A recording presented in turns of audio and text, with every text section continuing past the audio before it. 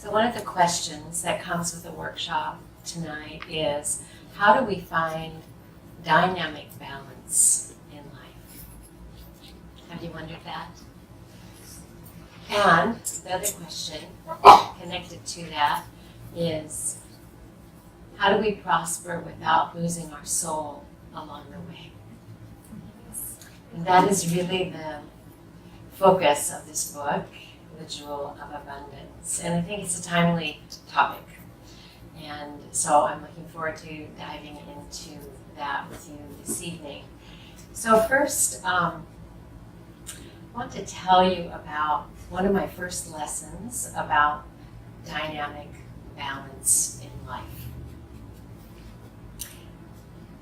It was a spiritual lesson, and it came, I didn't know it was that at the time, but it really was. Later I could identify it, because I was about 7 or 8 years old, and I grew up in Hayward in a little suburb there, and there really wasn't much happening culturally. We didn't have Keplers in Hayward, but we did have a strip mall. We did have a mall, a shopping mall, and we had Miss Margie's dance studio.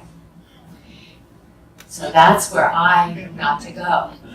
And Miss Margie, I can still remember her so vividly because she had bright red hair and she wore those like fishnet tights, you know, that dancers would wear, and a purple leotard, and she had black glasses with rhinestones and tap shoes with little heels. And she was just the best for a 7-year-old girl to learn about dance. But the spiritual lesson I learned from Miss Margie was how not to fall over when you're learning to turn.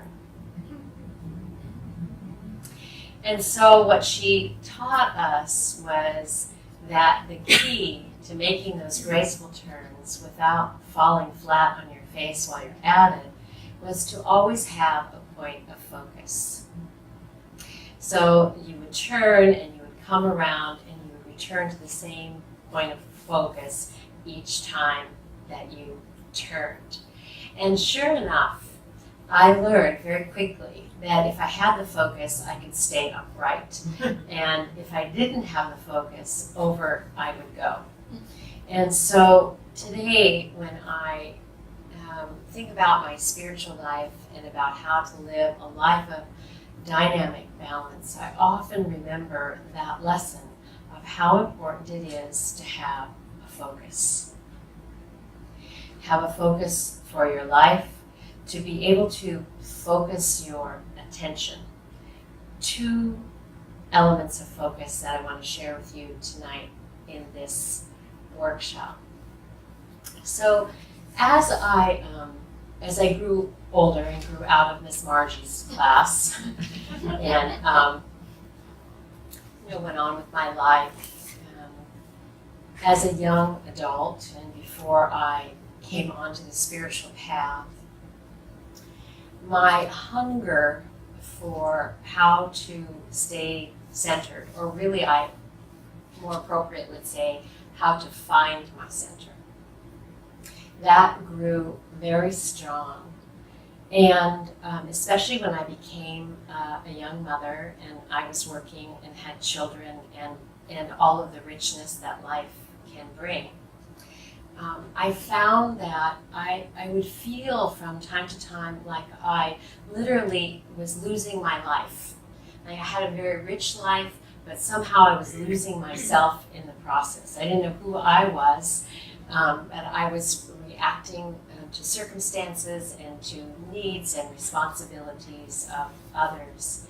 I came across a word that described this state of mind, so perfectly for me. It was a German word, and I first read it in Anne Morrow Lindbergh's book, Gift from the Sea. How many of you have read that classic? This is a wonderful book. If you haven't, I especially recommend it for women. Because she's talking about stages in a woman's life. But she talked about that German word, which I'm sure I won't pronounce correctly, but I'm going to try. It is Zerrissenheit. Zerrissenheit. Those of you who want to look it up, Zerrissenheit. Zerrissenheit. And it was first, as I understand it, was first described the way that she uses it by the philosopher and writer William James, who translated it as torn to pieces hood. Torn to pieces hood. What it feels like when our life is out of balance and we're pulled in so many disparate directions that we feel like somehow we have lost ourselves or lost our way. So the question is, of course, how do we avoid that? How do we not do that? How do we find our balance? And what is the focus that we can have? When I found the path of yoga, a particular path that I follow, the philosophy and practice of Kriya Yoga, it sounds exotic, Kriya Yoga, if you've never heard of it. Yoga, in terms of the Indian philosophy of yoga, is a path of awakened living, spiritually awakened living. Yoga itself, people translate that word as union.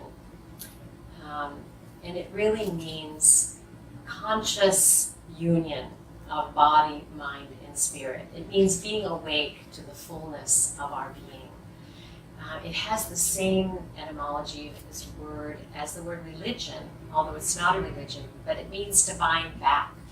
It means to be able to turn our attention and our awareness back to be anchored in our essential nature, in our true self, if you will. Kriya simply means action. And so those two words together comprise this spiritual path, which has been my dedicated path for many years. So it just means those actions which support and contribute to awakened living or intentional living. So it's a spiritual path, and it's one that is universal in its nature. So that's where I found how to have a deeper sense of balance in my life.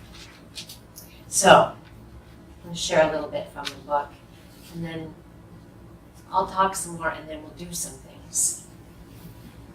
This is from the introduction. Well, it's a workshop. I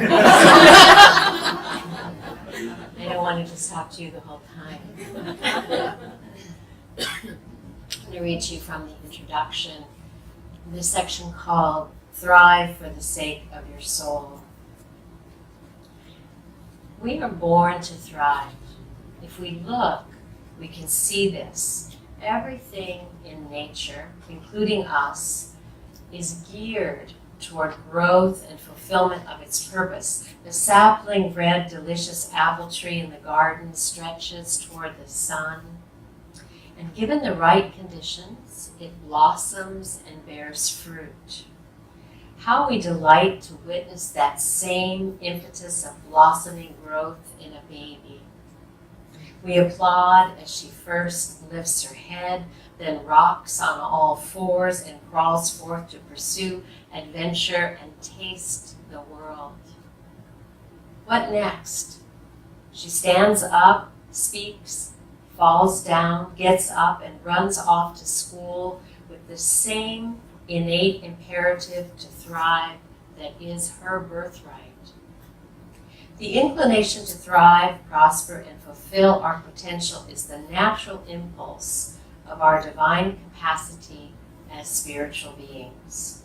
The same energy that gives birth to stars and the cosmos inspires music, literature, architecture, medicine, dance, technology, any and all forms of creative expression and manifestation. That energy is unlimited. It pervades all of nature, relentlessly encouraging all of life to realize its full potential. Thrive, it implores. It whispers in our dreams and stirs our imagination with its evolutionary call. Prosper. Live your full life. Do what you came here to do.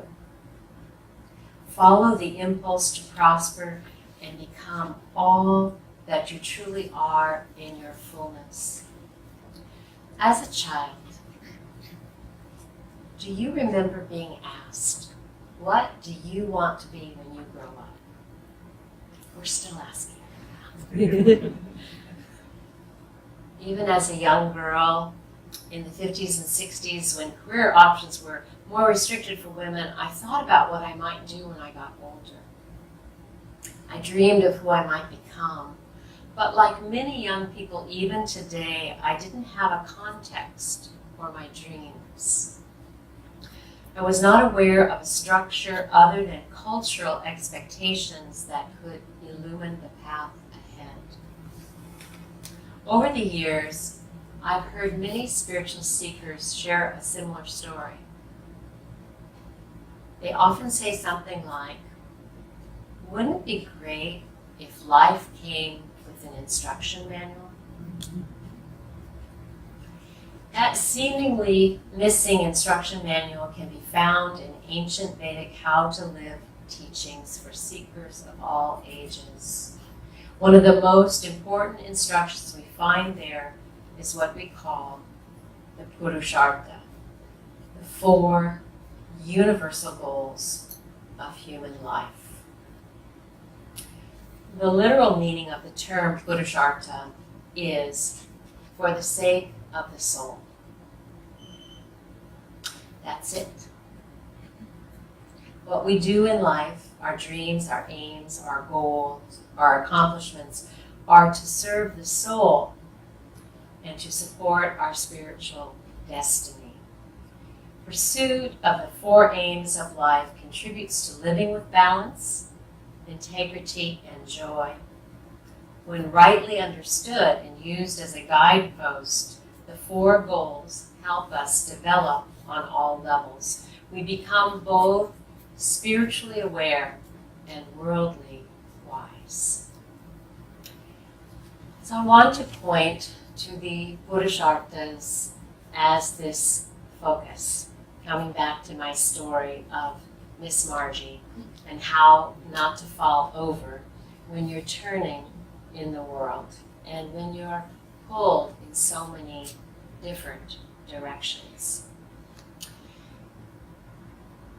To me, it was inspiring to find these 4 universal goals that are interrelated and that are grounded in spiritual philosophy and have a spiritual focus for our life. That the literal meaning of these goals is for the sake of the soul.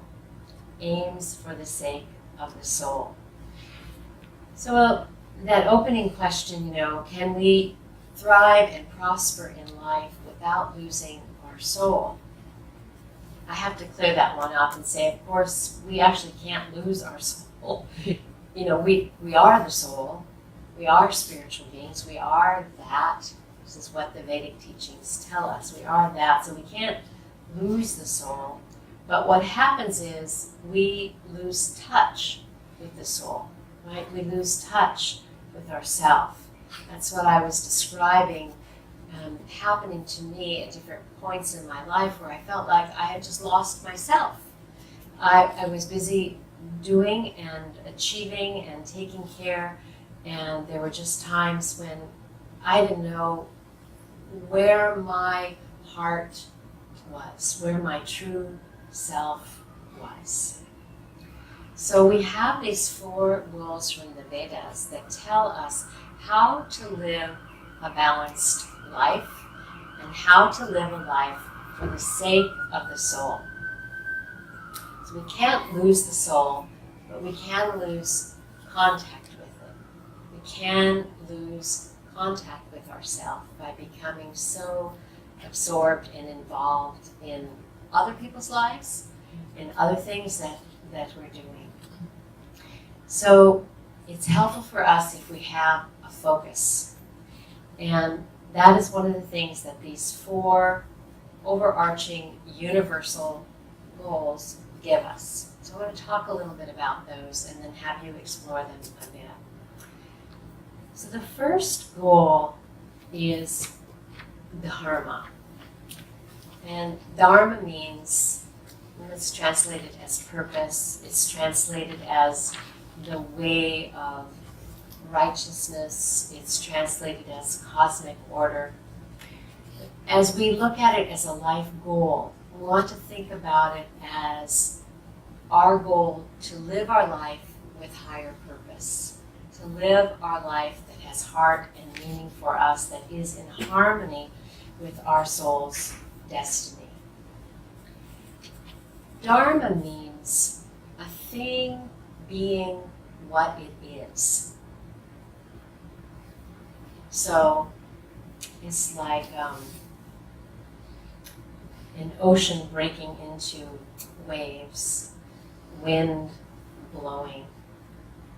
For us to be what we are is to thrive and to fulfill our purpose in this lifetime while we're here. So Dharma for us is to discover the truth of who we are, to know what we are, and to be able to connect with that truth of our own being. To not be so outwardly focused and outwardly oriented that we're trying to create some self according to an outer standard, all the while missing the truth of our own being. So Dharma, in that sense, is first and foremost being what we are, discovering what we are, knowing the truth of our being, and then expressing it. So this overarching thing we call Dharma is the same for everybody. Everybody's here to wake up spiritually, to know who we are, what we are as spiritual beings, to know our relationship with the universe, and our purpose to learn to cooperate with life itself, with a capital L. Find our place, make a contribution. That's Dharma. And then there's a subset of Dharma that is called Swadharma. And that means to express our individual way that has to do with our responsibilities in life, our talents, our dreams, our visions, our goals. We each have a unique purpose in life. Besides this overarching divine purpose, we each have an individual contribution that we're here to make. And that is also a part of our Dharma. So that's the first goal. And Dharma is said to be the fundamental goal. It's the foundational goal because it has to do with finding our place in the universe and learning how to cooperate with the infinite. Second goal in life is called Artha, and that's what this book is about. And that word is translated as wealth. So I found it so interesting that when we look into the ancient teachings, that we would find that first there's a goal. Okay, wake up spiritually, learn who you are, learn how to cooperate with the universe, learn how to contribute in life, lead an ethical life. That's all part of Dharma. But then it surprised me of only 4 goals that the second one would be wealth. And it would be parked right next to living with higher purpose. But when we think about it, it makes so much sense. Because we are here to contribute. And in order to do what we need to do in this lifetime, we need to discover how to thrive, how to attract and use resources that we need to do what we're here to do. It makes perfect sense. And of course, wealth, we don't look at wealth as only meaning financial resources. Wealth is a comprehensive term when we look at it this way. It has to do with our relationships, it has to do with our health, it has to do with our creative ideas, it has to do with our spiritual resources, our faith, our inspiration. Wealth is comprehensive. So the second of the Purusharthas, the second goal for the sake of the soul, is to learn how to prosper. So first we have live with higher purpose. Second is learn how to prosper, the goal of wealth, to be wealthy. And I would just give you one clue from the book.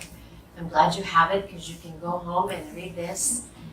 You will discover as you traverse this path of the inner life that you are already wealthy. And that is the critical thing to know, because discovering that, we can begin to express it more fully, and we can begin to realize it more fully in the ways that we are yet to realize that in our life. The third goal also surprised me, and it surprises most people when I bring it up. Since we're talking about spiritual things, were you surprised that wealth was on the list? Well, the next one might really surprise you too then, because the third goal is pleasure. This is sounding like a pretty good program. So you have live with higher purpose, learn how to prosper, learn how to thrive and prosper in your life, and enjoy your life. Which again, when we think about it, it makes perfect sense. Because how are we going to thrive? How are we going to fulfill our purpose? How are we going to contribute in life if we're miserable? So we want to pay attention to this, because losing ourself, losing our soul in life very often is related to losing touch with one of these four essential goals. So sometimes we get so focused on what we're doing in life that we neglect enjoying it along the way, right? So this is pretty easy. 4 points of focus for our life. And in the foreword to the book, my friend Phil Goldberg wrote that it's helpful to think of these Purusharthas as the 4 legs of a table. And you think of your table being balanced, unless it's one of those restaurant tables that you inevitably get. And then you're stuffing your napkin underneath, trying to. Do you know what that feels like? An out of balance life is a life in which one of these 4 goals is not being properly tended to. So, live with higher purpose, fulfill your destiny in this lifetime, do what you came here to do, learn how to prosper, learn how to attract the resources that you need to do what you're here to do, and make a contribution to life, just to serve life. Enjoy life, and bring joy to others while you're at it. And the 4th goal is called moksha, which is liberation or enlightenment. So this goal, of course, is the spiritual goal of complete freedom, of waking up fully. And it's interesting, of course, for many of us to hear that these goals are the goals for you and for me in this lifetime, and included in that is this 4th goal called enlightenment or complete liberation. So I would want to see, and I could talk to you all day about that particular goal, but I just want to plant a seed with you that if that one came up, as I just said it to you, and you kind of immediately crossed it off your list as one that you could not relate to, I want to say that that is actually the greatest obstacle that we face to the fourth life goal of liberation. Because we have thought of it as something for somebody else, for somebody special, somebody who has time to be in a cave in the Himalayas. But according to these ancient goals, this is a goal for everyone. And it's one that we need to take seriously, that we need to hold in our view for a balanced life. Now, I'll say a couple of other things. One is you notice that wealth and pleasure were not mentioned first in terms of, okay, here's our goals in life. Wealth, pleasure, and then I probably wouldn't have gotten to the part about Dharma and moksha, about living with higher purpose and enlightenment. So if we look at it in that context, we can see that the goals all work together and that wealth and pleasure are constrained, in a sense, if you will, or directed by the goal to live with higher purpose and to realize freedom in this lifetime. So that puts it in a perspective for us that lets us know that we need to discover more about, well, what is the wealth that I can pursue that will help me fulfill my purpose and that will allow me to enjoy life and will also contribute to freedom. Is it possible? And according to this teaching, absolutely. But it takes study, investigation, and practice to bring it all together. So I'd like to just pause for a little moment with you now, just for a little exercise to have you dive into the material a little bit. And just have you do a little bit of writing for a moment about this. And what I'd like to do is just ask you, this is just for you, just for yourself, just ask you to sort of fill in the blank, like what you think, what comes up for you in relationship to these terms. So I'm going to explain a little bit more. So I see that there's paper and pencil coming around. If you need that, do you want to raise your hand up so they can get that to you?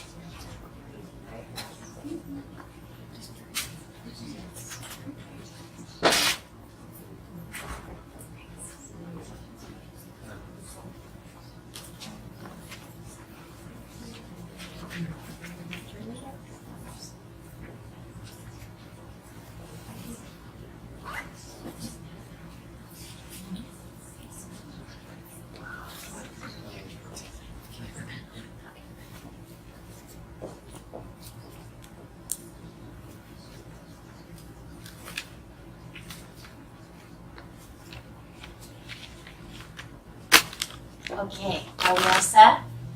Everybody's got something.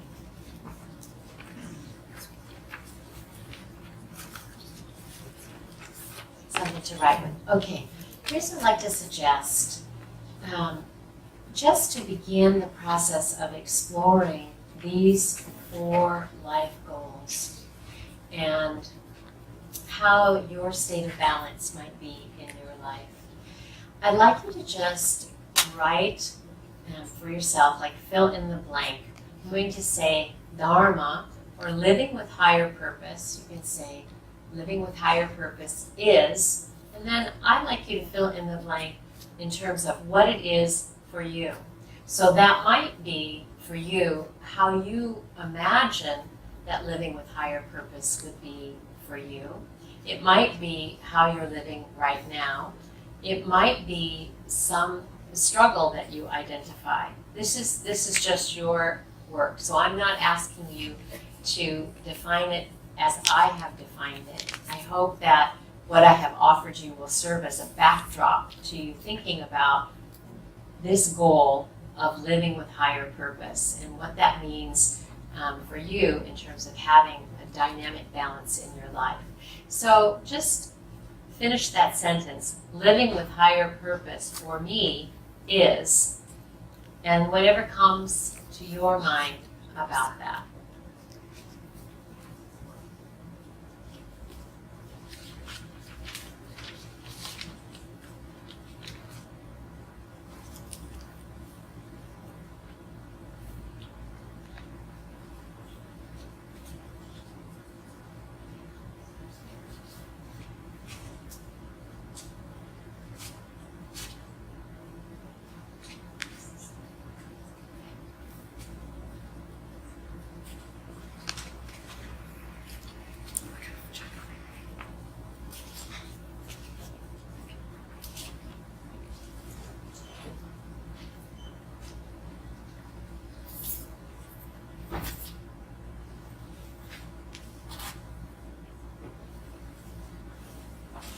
And we're just going to take really just a couple of minutes with each one.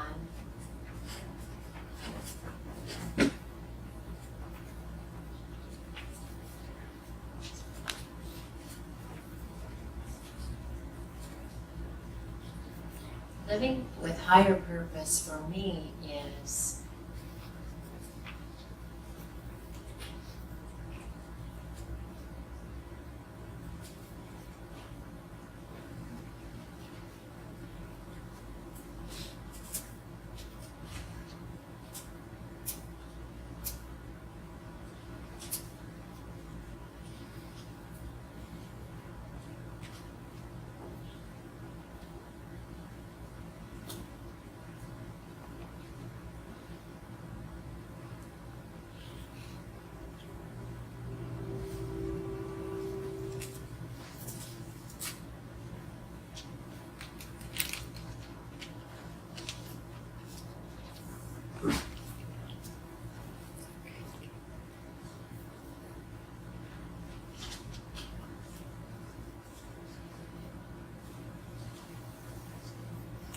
And then the next question, and if you have a lot of things that you want to write, and I hope you do, if you can just jot down a few words so you can go back to it at another time. This is a short workshop we have tonight. So the second question is, living a prosperous life for me is, or just prospering for me is, but I want you to connect it to your life. Living a prosperous life for me is.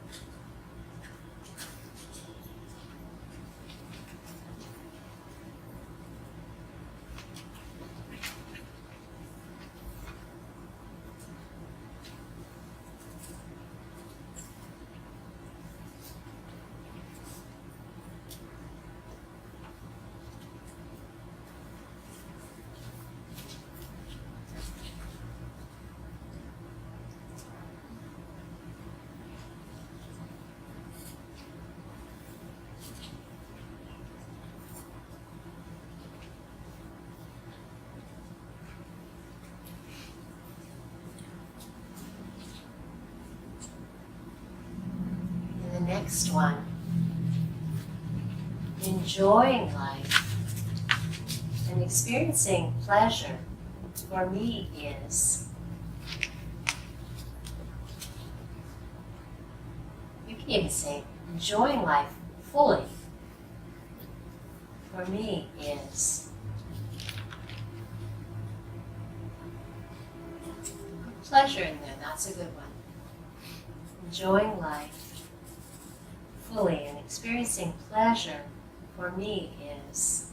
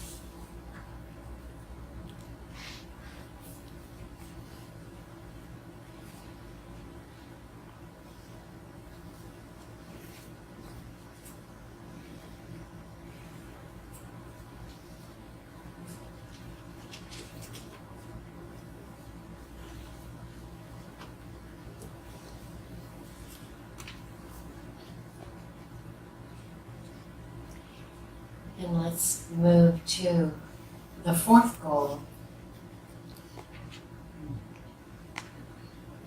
Waking up fully in this lifetime, or realizing absolute freedom for me is.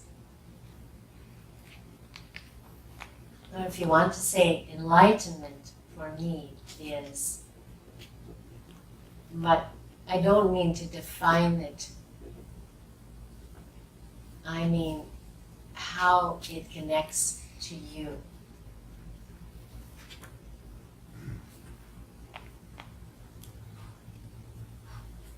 Waking up and being completely free in this life is, for me,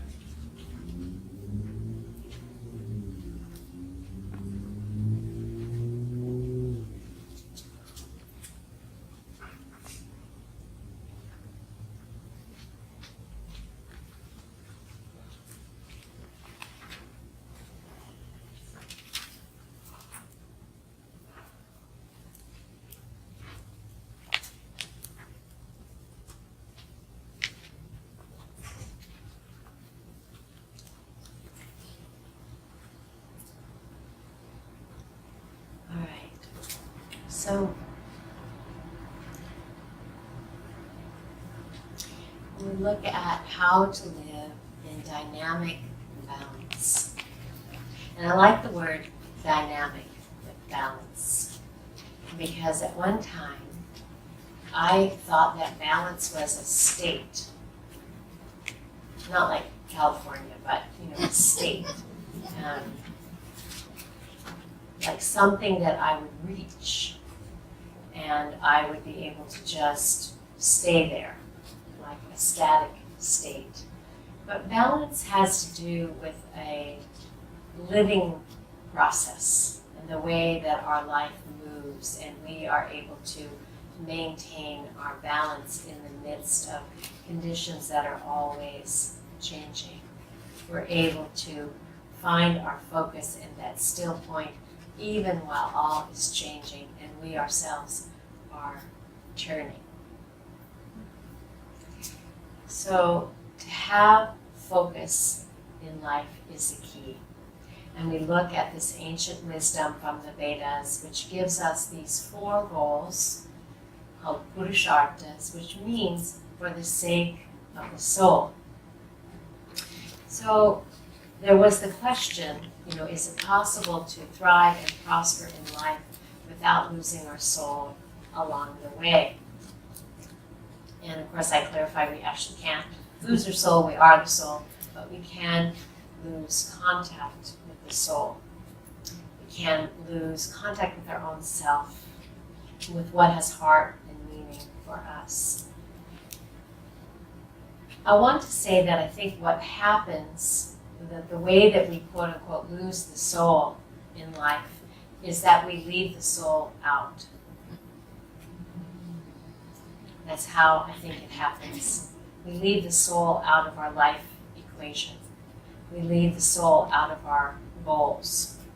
And so it's a tremendous gift that we have this ancient wisdom that gives us these 4 life goals. And by very definition, it says these goals are for the sake of the soul.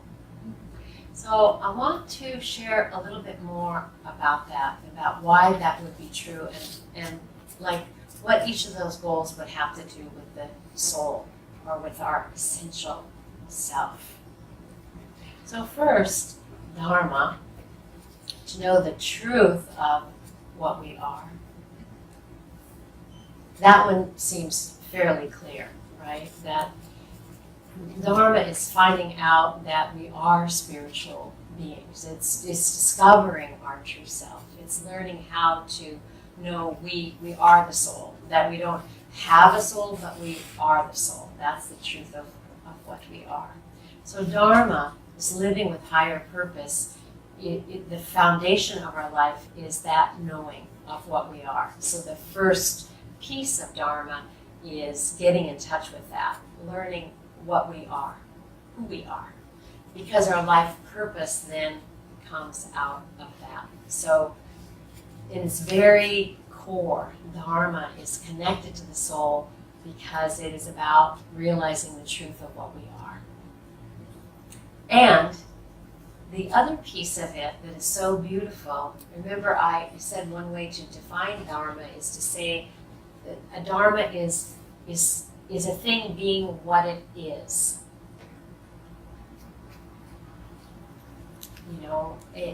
It's an ocean breaking forth into waves.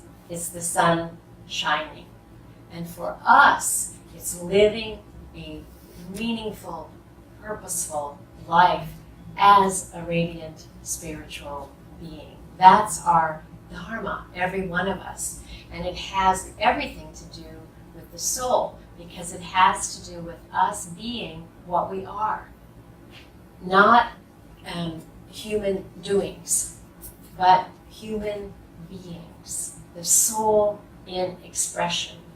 Being what we are is our Dharma. So sometimes people talk about Dharma like it's their job. It's his Dharma, or it's my Dharma to do this or that. So your Dharma may express in that way, but the crux of Dharma is you being what you are as a spiritual being. And that means expressing those divine qualities that are inherent to the soul, that are inherent to your being. So your individual expression is going to be the expression of those divine potentials that are within you and that have always been there. That'll be fulfilling your Dharma, is being the particular, blossom you are in God's garden. Each one a little bit different, but bringing forth that divine beauty that is your beauty, that divine creativity that is your creativity. You being what you are in potential, expressing that in your fullness is the path of the soul, and that is your dharma. So that has everything to do with the soul. Okay, then we come to wealth, prospering, and then we can rightly ask, well, what the heck? What does that have to do with the soul? Because so many of the spiritual traditions have split that apart, right?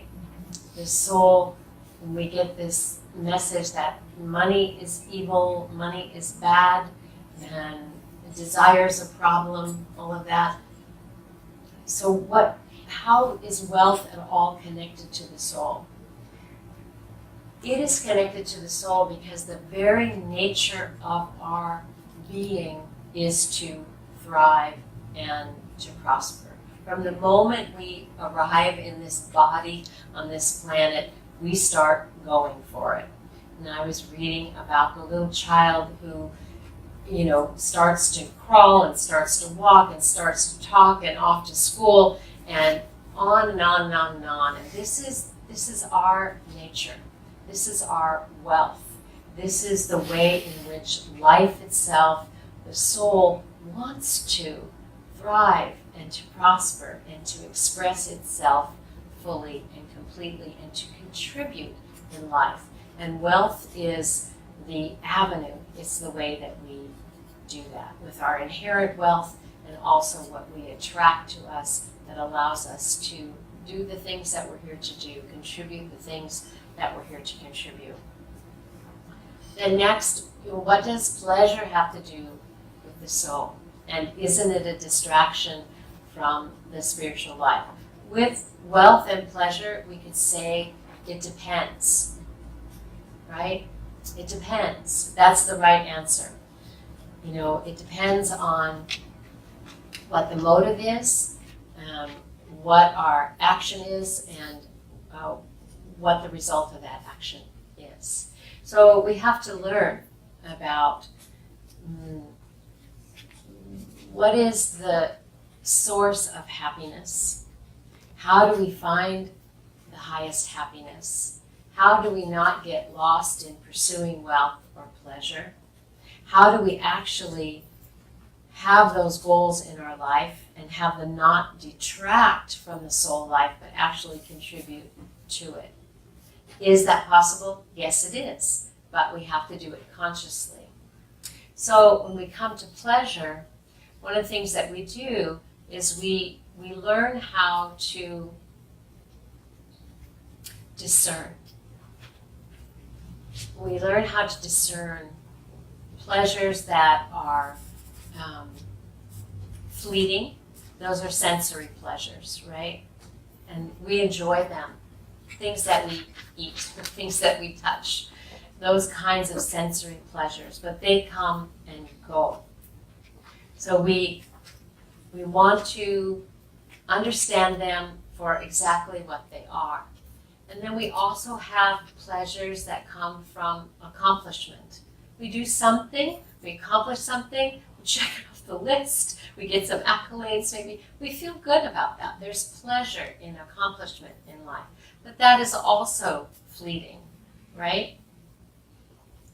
And then we have another kind of pleasure that comes, another kind of enjoyment in life that comes from doing something for someone else, for giving someone else joy, for serving, for helping someone else.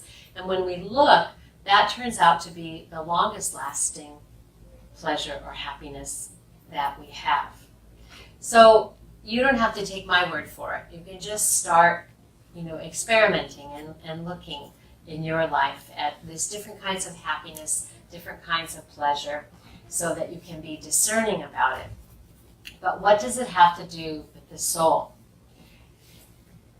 Our search for happiness, our search for pleasure, actually has its origins in the soul, because we are looking for a happiness that actually doesn't go away, that doesn't leave us, that doesn't disappoint us, that doesn't fade in time, that doesn't have us looking for the next one.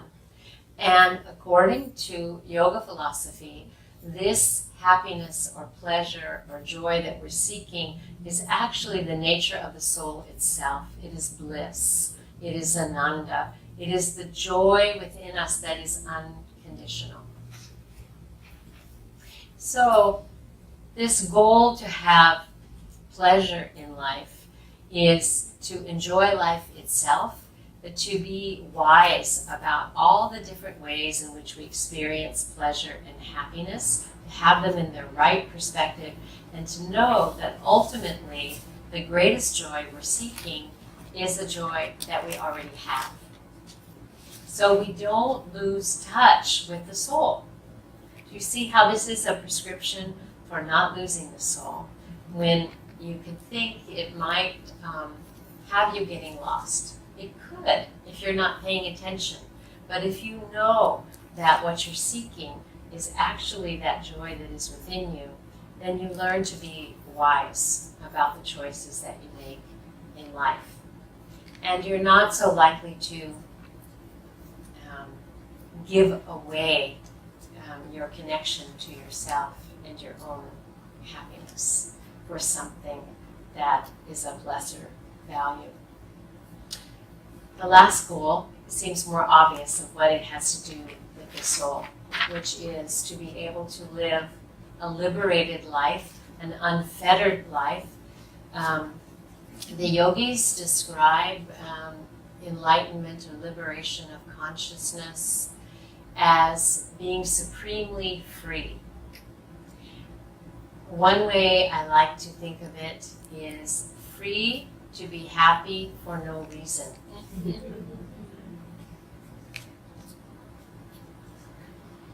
So, supremely free to be awake, aware, anchored in yourself, free from being taken over by external circumstances. And this doesn't mean that you don't engage in the world. It doesn't mean that you have to withdraw from the world. It simply means that you are not overly affected by outer circumstances. It means that you have the insight and the ability to understand how things move and change, which they do. So you have the ability to see clearly the way that things are so that they don't control you. But you are able to be anchored in the soul life, anchored in your own essential nature. And the other part of being liberated, as it is described, is not only not having to be at the effect of other people or outer circumstances or the forces of nature, but also we can be liberated from the reactive patterns in our own mind. Now, that is being supremely free. So, I don't have a lot of time to go into that, so let me just say, in a way that I think most of you could relate to, it would be like being in the world having a button-free existence. You absolutely have no buttons that anything or anyone else can push. You're completely free, supremely free. Paramahansa Yogananda said this is to be able to live by the dictates of the soul, rather than the reactive patterns in your own mind, or to be controlled by circumstances or others. So that has everything to do with the soul, because it's about being able to live freely in the soul. So, would you like to do one more process? Should we do that? So the other thing I want to say about focus, so you have the 4 goals. These 4 universal life goals. And they're wonderful, aren't they? You really think about having a balanced life, having a purposeful life, a meaningful life, a joyful life, a prosperous life, and a free life, that's really good. And to have those goals and to keep them in view. Not just like something we read about or learned about and then we move on to the next thing. Because these goals really are goals that will support you in doing exactly what they promise, which is to live your life for the sake of your soul and to find purpose and prosperity, pleasure, happiness, and freedom along the way. So you have those as a strong focus, and I encourage you to study more about. I encourage you to read this book, study more about them. Also, you'll find in the book a couple of the chapters are dedicated to having a meditation practice. Learning how to focus on your inner life, learning how to connect with your deepest self, beyond words and thought, beyond change and phenomena, learning how to focus within. And that's another primary skill that we need. So I thought we would practice that, and I would share just a little technique with you for doing that. Right here in Kepler's bookstore, we're going to do it. So, if you'd like to just get comfortable in your seat, if that is possible, and perhaps put your feet flat on the floor. You can just set your things comfortably in your lap or down. Just do this for about 10 minutes. So what I want to share with you in this meditation exercise is simply how to move your attention and awareness through various levels of your being. So according to yoga, we are supreme consciousness expressing through the mind and the body. And a simple way to learn about that, about what you are, is consciousness itself, rather than, you're not the mind, you're not the body, is that you observe your mind, you observe your body, right?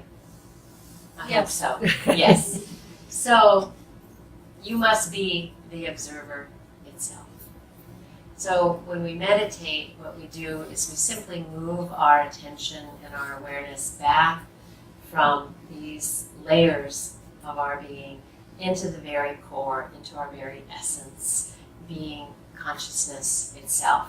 So we're going to do that in 7 minutes time or so. We're going to take a fast journey through the cosmos as it is right here where you are. So let's begin with just an easy upright posture. Just take a good deep breath and let it out. You might do that again.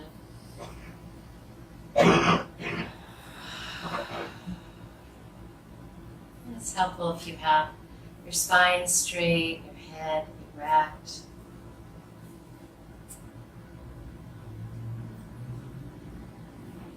And if you're comfortable, go ahead and close your eyes.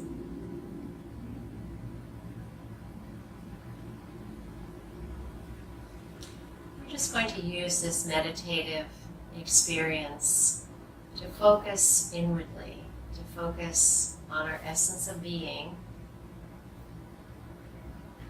that witness consciousness that is always awake, always aware. So we begin this meditative experience by bringing our attention to the physical level of our being, to the body, physical body. And so feel your body. You might feel your legs in the chair, or your feet on the floor, or if you have any tension in your shoulders or your neck or any sensation that you feel at all with the body.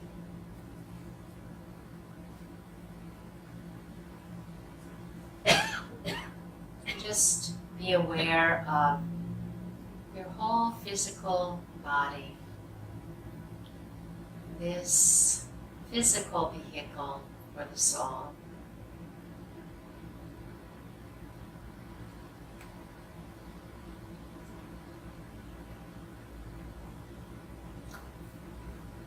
Once you become aware of your body, just take another breath in and out.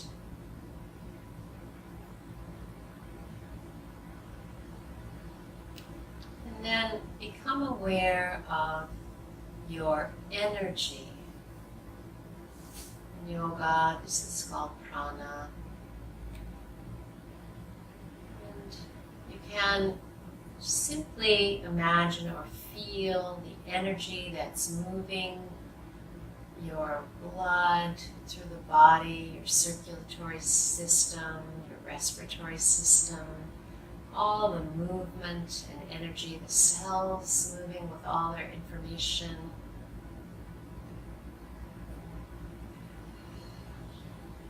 And you might even have an awareness of your particular overall energy level. If you feel tired or energized, just tune into your experience of energy.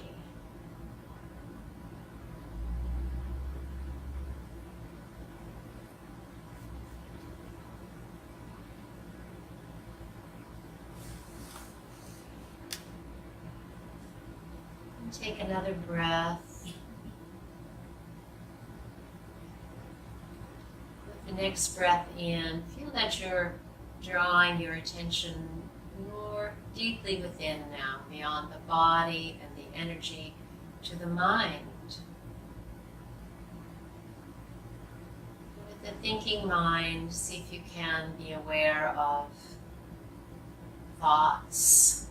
Sometimes thoughts connected to sensory experience with the thinking mind. So if you're hearing the sound of my voice, you're having thoughts related to that, perhaps hearing sensations outside the room or within the room that are stirring thoughts. Just be aware of the mind and thoughts arising in your mind at this very subtle level of your being.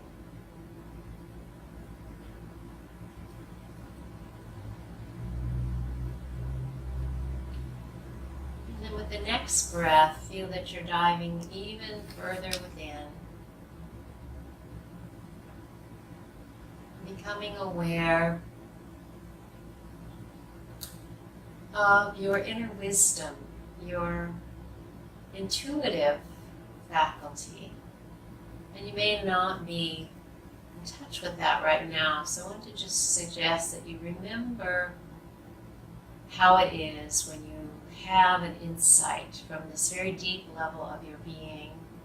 It's not physical, and it's not of the thinking mind. You don't figure it out. It's not a logical process, but it's an aha moment, an insight that comes to you, an awareness, an understanding that you just know, and you're receiving that from this wisdom aspect of your being, your faculty of discernment, or your intuitive ability. So feel that being deep within you, deeper than body, deeper than energy or mind.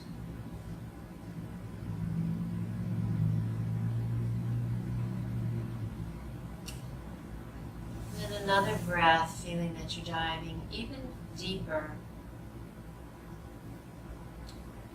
Is that place within you that is unconditionally peaceful, joyful, the yogis call bliss. This is not an emotional experience, but it is what they call the perfect joy of self-knowing. So it is that peace that comes with simply being, simply the inner experience of your own being that is innately blissful, innately peaceful.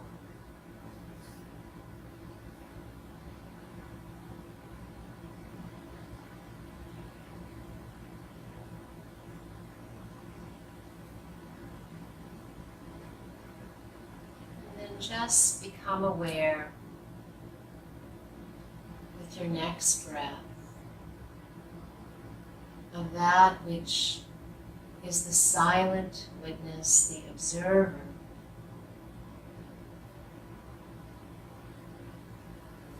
pure consciousness itself, pure existence, being, awake, aware, unmoving, unchanging.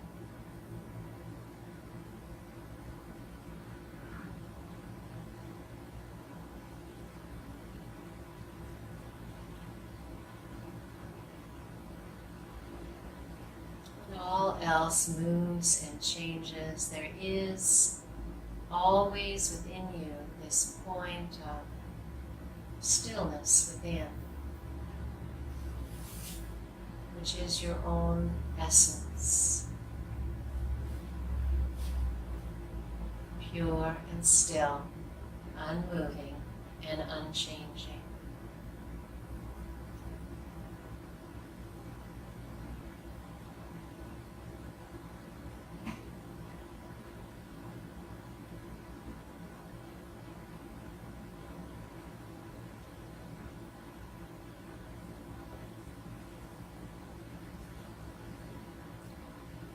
Let's move our attention back in the other direction,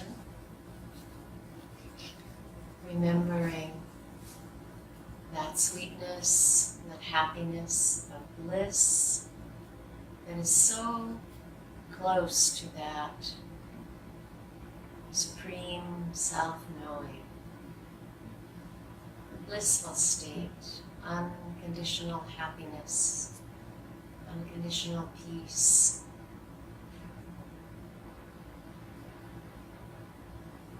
And then moving the breath out again a little further, becoming aware of our faculty of discernment, of intuition, the ability that we have to experience that deep wisdom, to know by knowing directly the wisdom of the soul.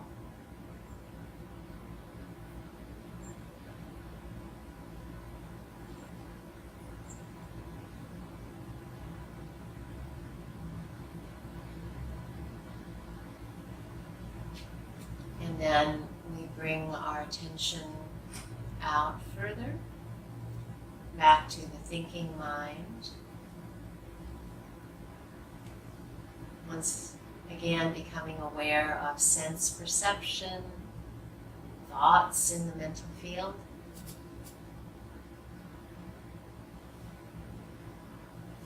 And then shifting and becoming aware of our energy. That energy that moves the thoughts, that moves all the processes in the body. Feel that vibrant experience of your own energy. And then bring your awareness and attention back to the physical body. And once again, feel your body in the chair.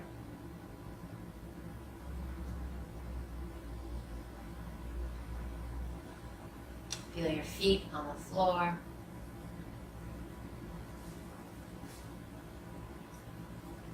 Become aware of your physical surroundings.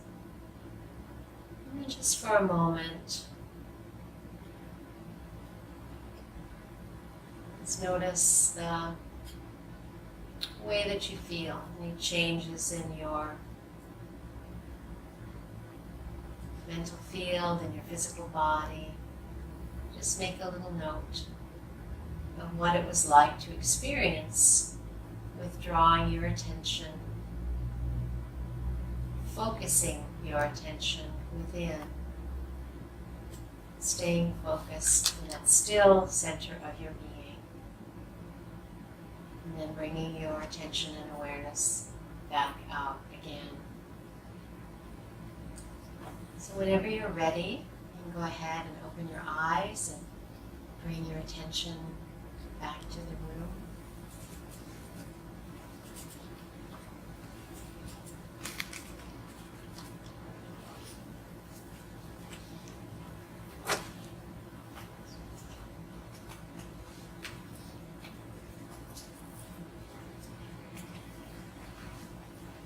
That was a bonus meditation.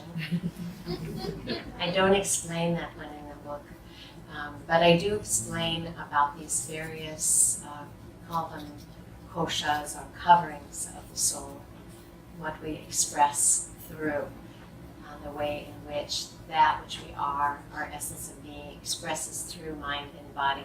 So you will find the explanation of that in the book, and you now know how to do the meditation that goes with it. I just want to conclude, which we're going to stop in a few minutes, and I do want to leave a moment or two for questions that you may have. I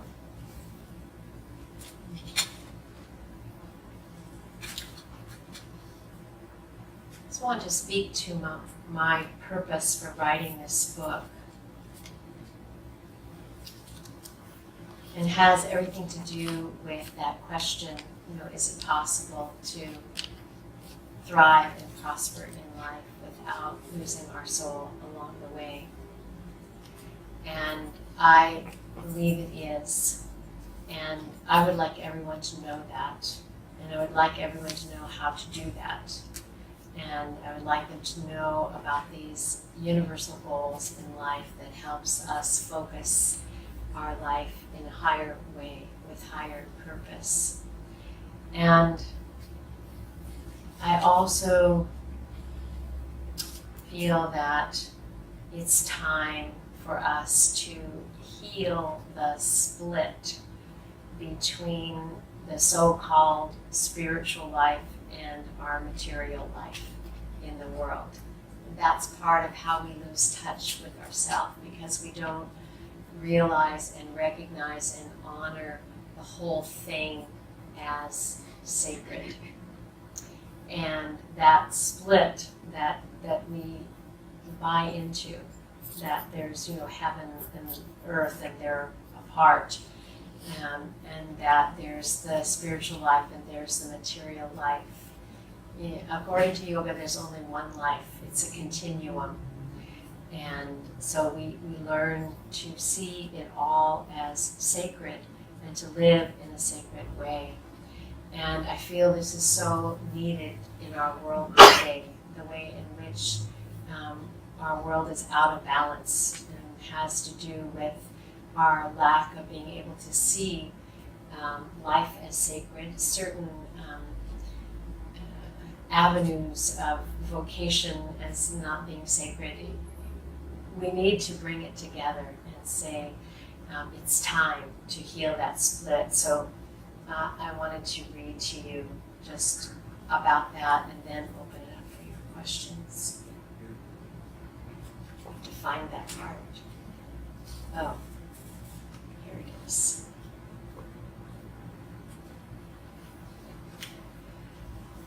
We live in an awakening world, in a time of individual and global awakening to the great truth that life is one, is a capital O. And that one life is God. And it could be any name that you want to call that, spirit, or whatever name you use that is appropriate for you. As life is God, or spirit in expression, it is whole, complete, abundant, and lacks nothing. Awakening to this wholeness brings the experience of radical prosperity, or sufficiency, and with it, a new way of living. There is enough for all in God's economy. It's time for us to shed the idea that one person's good is another's loss, and to rise to the truth that all can and must prosper. It's time to free ourselves and our world, our children and our grandchildren from the specter of scarcity. Many times, students have asked me, if there is no lack in God, why do we see it in our world? We see it because we have collectively believed in it. We have structured our lives and our world by that belief.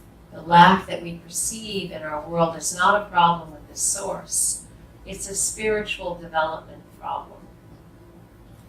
Humanity is right now like a toddler with a power tool or a computer.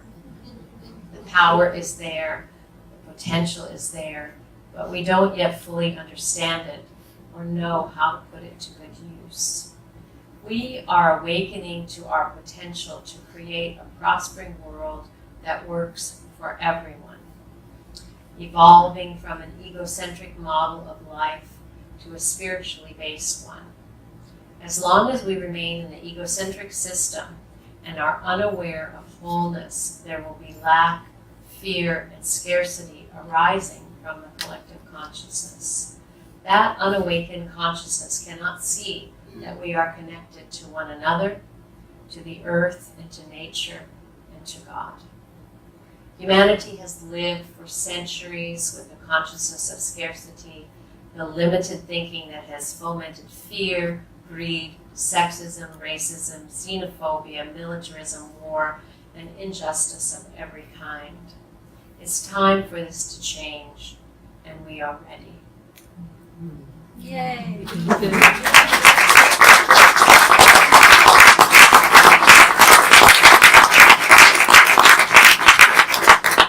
So I have left a few moments for, looks like we could have a couple of questions. If you have questions, I would welcome them. Yes?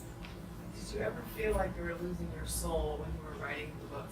I mean, I've heard it's a big endeavor, right? That's a really good question.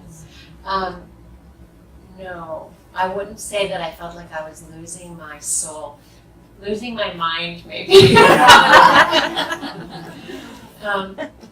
But I did have an interesting story about writing the book and the difficult time that writers come to. And because there is a time where you just really have to go into that space and turn off everything else. And you know, when you have a family and you have other things like that, that's a pull. And then you the biggest problem is you have yourself, you know, as a distraction, and all of your insecurities and all of those things that are right in the way. And so when I got to the really hot place like that, I started to lose my courage, and so I thought it would be a good time to just go seduce my husband and tell him that this really seemed too hard. You know, I said, gee, you know, we're giving up so much, you know, I don't have time with you, we're not going anywhere, you know, we're not having nice dinners together, and just what if I wasn't writing a book? You know, what if I just didn't do that, you know? And so I started painting this picture of all these things that we could then do together.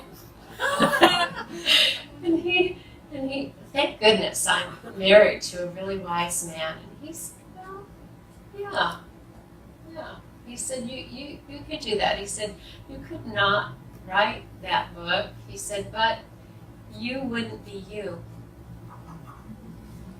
And so what he was doing was he was pointing me back to my dharma, right? That, you know, he knew it wouldn't last. We could go out to dinner, but, you know, that wasn't going to work. So, yeah. you. Yeah, thank you. It's a good question. Yes. Could you say something about writing this book and sort of giving this talk in the Bay Area and Silicon Valley, where there is a lot of material wealth? Yes. Maybe make a comment about something. Yes, thank you. Will you repeat it? Yeah. So she asked, could I say something about writing this book and giving this talk in the Bay Area where there is a lot of material wealth? And that was really included in my consciousness and in my intention for writing the book, because it really is not a book about how to be wealthy. It's a book about how to live a life of higher purpose and meaning. So for a person who is not looking at the parts of the book about how to gather wealth, ideally is going to look at what it means to have dharmic prosperity.